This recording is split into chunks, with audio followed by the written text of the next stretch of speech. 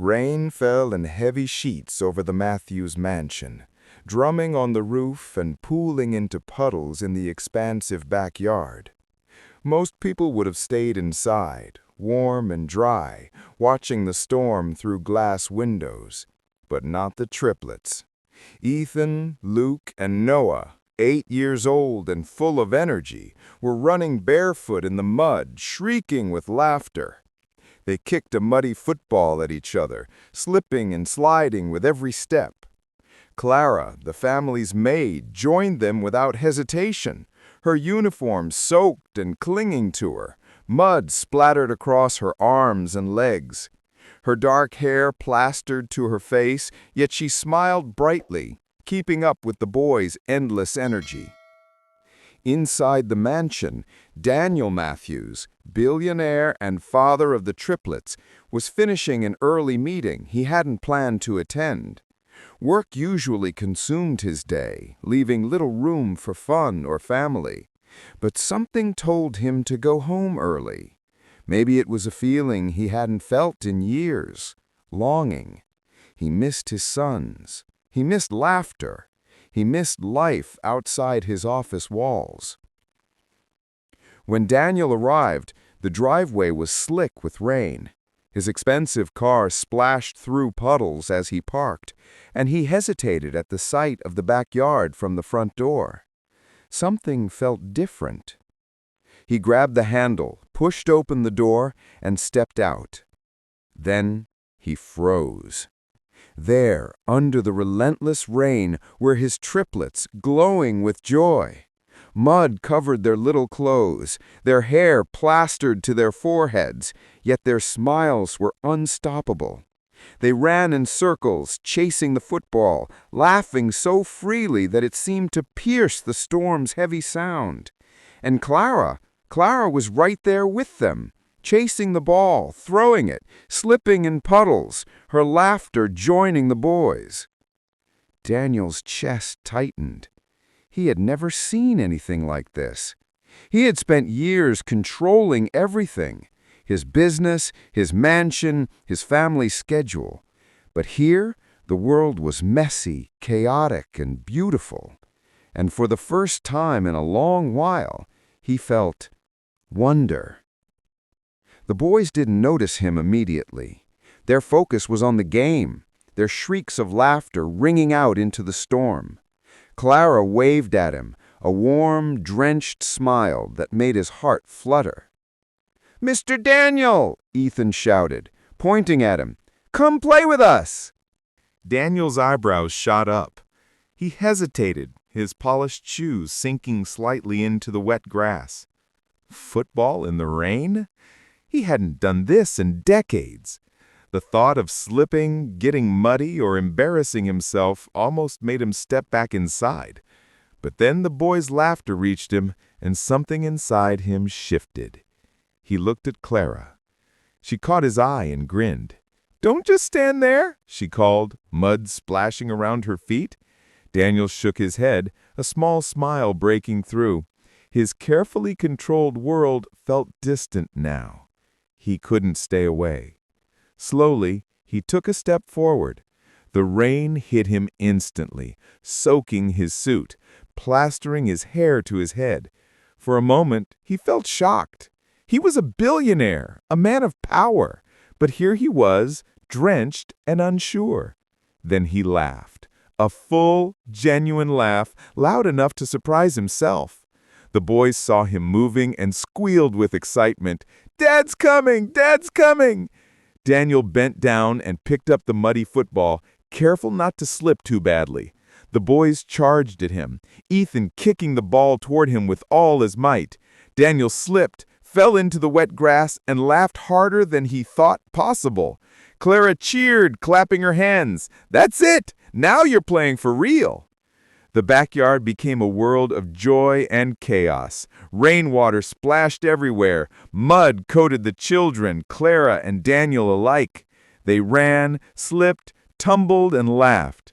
The storm didn't matter. The mansion behind them might have been grand and beautiful, but it was this messy, muddy, drenched backyard that felt alive. Daniel looked down at his children. Their hair was plastered to their heads, their little faces flushed with excitement, their smiles unstoppable. He realized that life was not in schedules, contracts, or wealth. It was here, in this laughter, in this chaos, in these moments he had missed for far too long. Clara, noticing him staring, laughed and said, "You can't just watch. Get in the game." Daniel took a deep breath, nodded, and joined them fully. He grabbed the ball, tossed it toward Noah, who squealed with delight and ran after Ethan. He slipped once, twice, and fell into a puddle, yet every fall made him laugh harder. For the first time in years, Daniel felt free. And in that rain-soaked backyard, watching the maid and his triplets laugh and play, he realized something important. Life was not about control. It was about love, joy, and being present. The storm raged around them, but inside Daniel's heart, a new warmth had begun to grow. The rain hadn't let up. If anything, it fell harder now, drumming on the mansion roof and forming little rivers along the lawn. But the backyard was alive with laughter. Daniel, still dripping wet, ran after the football with a kind of reckless abandon he hadn't felt in years. The triplets squealed, their bare feet splashing in puddles, mud spraying everywhere. "Catch me if you can!" Ethan shouted, darting past Daniel. Daniel lunged after him, slipping in a puddle, but catching him by the arm just before he tumbled completely. Both father and son fell to the wet grass, laughing uncontrollably. Ethan's laughter was high and pure, a sound Daniel had missed far too long.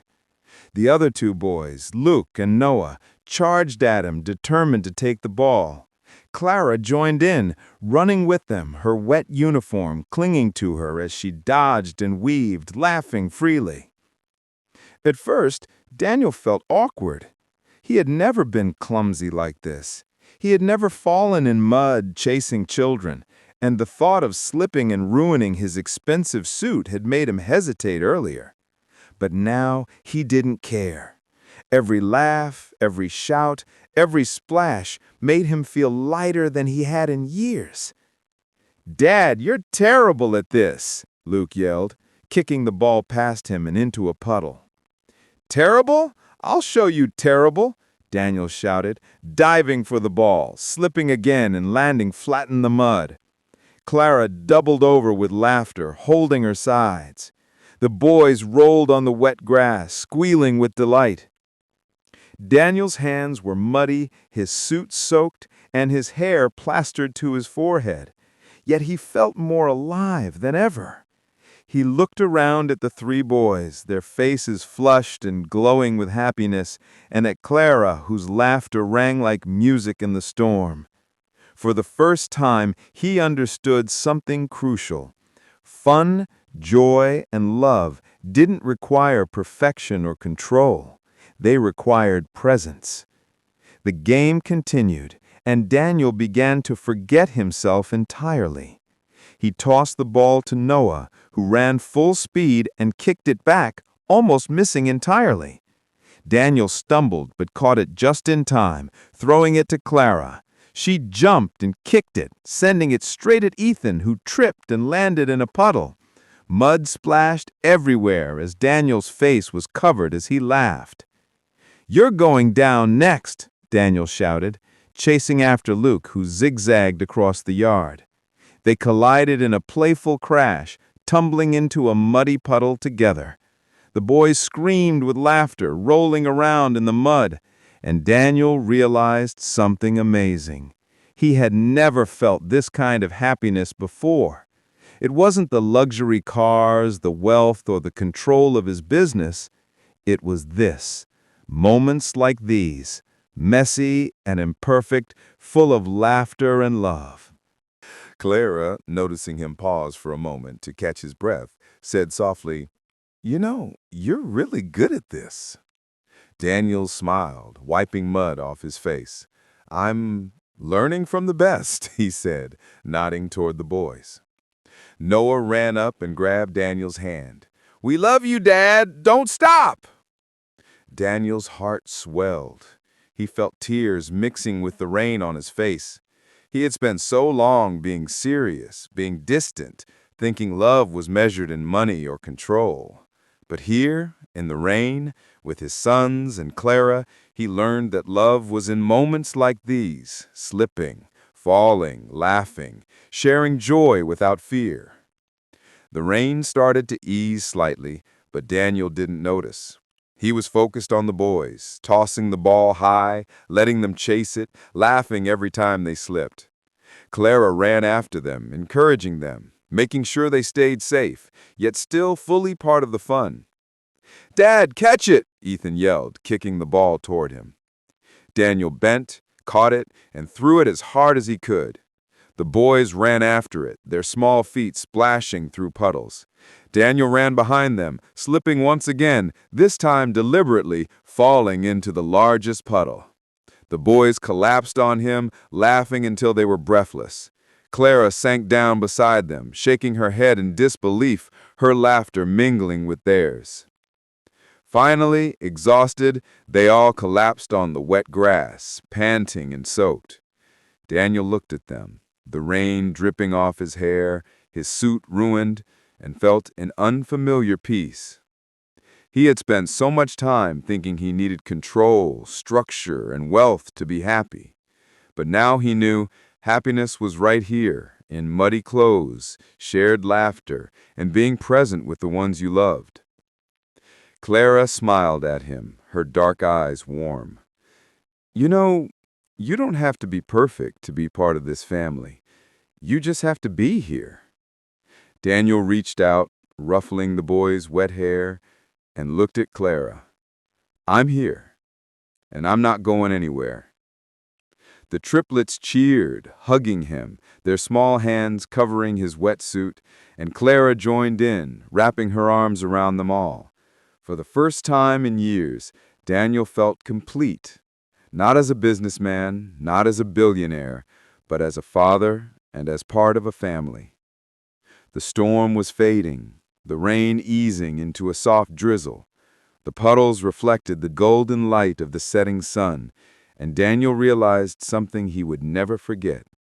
Love wasn't about grand gestures. It wasn't about money, control, or perfection. It was about moments like these, messy, muddy, joyful, and shared. In that backyard, soaked and exhausted, Daniel, the triplets, and Clara had become more than just people in a house. They had become a family. The rain finally began to ease, leaving behind a soft drizzle that shimmered in the golden light of the setting sun. The backyard, once a stormy playground, now glistened with puddles reflecting the sky. The triplets, exhausted but still giggling, were splashing through the remaining water, their small feet sending ripples across the puddles. Clara stood nearby, hands on her knees, catching her breath, her wet hair sticking to her face, but her smile as bright as ever. Daniel watched them, standing on the porch, dripping and muddy, yet feeling lighter than he had in years. The sight of his sons, carefree and joyful, tugged at something deep inside him. He had spent so long chasing wealth, status, and control, thinking that these were the keys to happiness. But as he looked at the triplets, laughing in the rain, and Clara cheering them on, he realized he had been wrong. Life, he saw now, was in moments like these, raw, messy, imperfect, and beautiful. Dad, one more game!" Ethan shouted, kicking a puddle toward him. Daniel grinned, shaking off the rain and mud. He joined them once more, slipping and sliding as he ran. Clara laughed, joining in the chase, her arms reaching out to toss the ball at the boys. The energy was contagious, and for the next hour, Daniel, Clara, and the triplets moved together as one, laughing, tumbling, and cheering. Finally, exhausted, they collapsed on the wet grass, panting, muddy, soaked, but happy. Daniel looked at the three boys, their flushed faces glowing with joy, and then at Clara. She was sitting beside them, mud streaked across her uniform, her eyes warm and kind. "You know," she said softly. "You don't have to marry me to be part of this family." Daniel looked at her, surprised. For a moment, he felt a pang of regret. Society, his upbringing, and even his own thoughts had always measured love in marriage or titles. But now, in this soft light, with his children safe and happy, he understood something far more important. Love wasn't a contract. Love wasn't a title. Love was presence. It was care. It was being here, fully, in these moments. "I know," Daniel said, his voice quiet but steady. "And I don't want to marry you, but I do want this. I want all of you in my life. Always." Clara's lips curved into a gentle smile, and the triplets cheered, hugging Daniel tightly. Muddy hands gripped his arms as they pressed close to him, their laughter softening into content giggles. For Daniel, this was more meaningful than any boardroom victory or bank account number. He was home. He was part of something real.